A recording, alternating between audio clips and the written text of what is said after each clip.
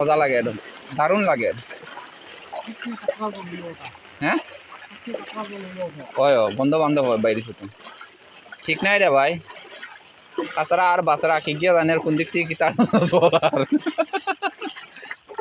ওই যে আমরা শিব শনি মন্দিরে আই গেছি, তো বাকি বাবা ভোলানাথ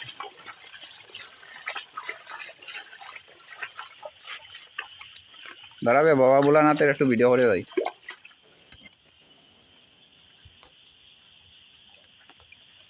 ওম নমঃ শিবায়। চলো বন্ধুগণ, আবার বৃষ্টি থামে গেছে। ওই যে ওদিকে বৃষ্টির